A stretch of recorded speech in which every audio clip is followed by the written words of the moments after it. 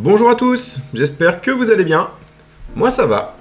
Aujourd'hui, on va voir comment classifier des documents grâce à l'IA.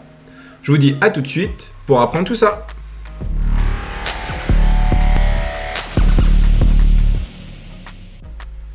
Alors, on se retrouve sur Edmuten où on va classifier des documents. L'idée, c'est de déterminer si un document est une facture, un devis ou autre chose. De façon simple, j'ai récupéré 4 documents que j'avais mis sur mon drive ici. Il y en a un, c'est un devis pour des pneus. Un, c'est une facture pour les pneus. Et les autres, c'est soit un spam, soit une petite histoire avec un enfant dedans. Donc ça devrait être des divers. On va lancer le workflow. Et ensuite, je vous explique comment ça fonctionne. Donc déjà, la première chose, ici, on récupère les fichiers du drive. Et ici, on extrait le contenu de chaque fichier. Ensuite, ce nœud-là va nous permettre de savoir est-ce que c'est une facture, un devis ou autre chose. On devrait avoir une facture, un devis et deux autres choses. Et c'est exactement le résultat qu'on trouve ici. Comment j'ai fait pour pouvoir faire ça? Donc la première chose à faire, c'est de récupérer un contenu à analyser. Moi, je l'ai récupéré avec des fichiers. Vous pourriez le récupérer de n'importe quelle manière. Vous pourriez le récupérer avec des emails, par exemple, pour classifier des emails. C'est ce nœud-là qui va faire le travail de déterminer si le contenu appartient plutôt à une facture, à un devis ou autre chose. On ouvre ce nœud qui s'appelle Text Classifier.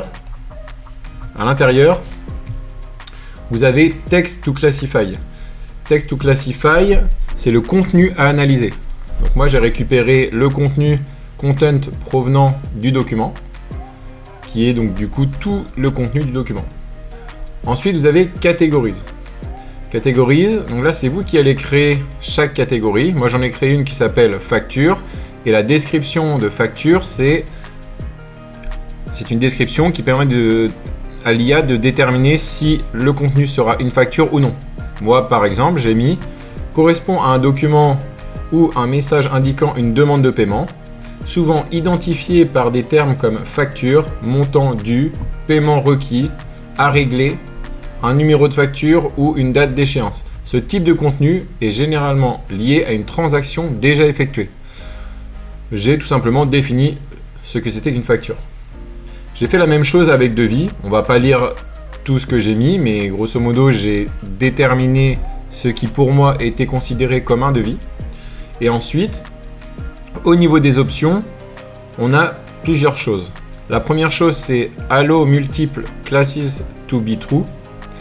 En gros, ça veut dire est-ce qu'un contenu peut être classé dans plusieurs catégories. Mettons, l'IA estime que ça peut aller dans 2 catégories. Elle va peut-être mettre que c'est un devis et une facture parce qu'elle ne sait pas trop. Moi, je veux que ça soit uniquement dans une seule catégorie, donc je n'ai pas coché cette option. Ensuite, la deuxième option, When no clear match. Dans le cas où votre contenu ne correspond pas à une facture ni à un devis, qu'est-ce qui se passe?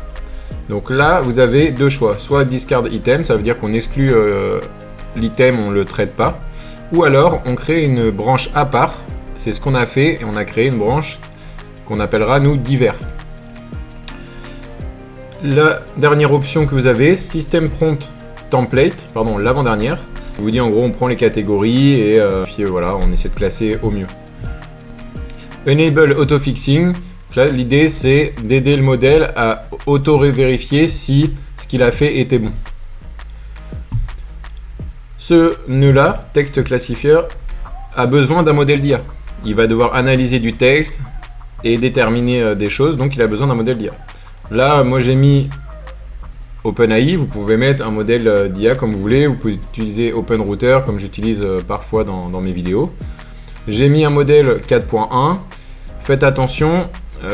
Si vos résultats ne sont pas constants et que vous utilisez un modèle plus petit, par exemple le GPT 3.5, essayez avec un modèle un peu plus performant, je dirais, et qui est certes un petit peu plus coûteux, mais vous aurez sûrement des résultats de meilleure qualité et plus constants. La température, mettez-la à 0. Le but, c'est pas qu'il soit créatif, le but, c'est qu'il atteigne l'objectif sans varier. Et voilà, ensuite quand vous avez fini ce workflow, derrière là vous pouvez très bien faire votre propre logique. Donc vous savez que ce qui va sortir ça va être le contenu d'une facture. Vous pouvez très bien aller stocker ce fichier là qui correspond à la facture dans un dossier facture à part par exemple, ou l'envoyer à la comptable, etc. Là c'est à vous d'imaginer ce que vous feriez avec vos factures. Le but du workflow c'est vraiment de vous montrer comment on peut déterminer comment on peut plutôt classifier des contenus en fonction de catégories qu'on a définies. J'espère que ça vous servira dans vos workflows de tous les jours. En tout cas, moi, ça m'a déjà pas mal servi et je trouve ça vraiment très fort. Dites-le si vous avez des cas concrets d'utilisation. Ça peut peut-être ouvrir les yeux sur des possibilités pour d'autres visiteurs. Et je vous dis merci et à la prochaine.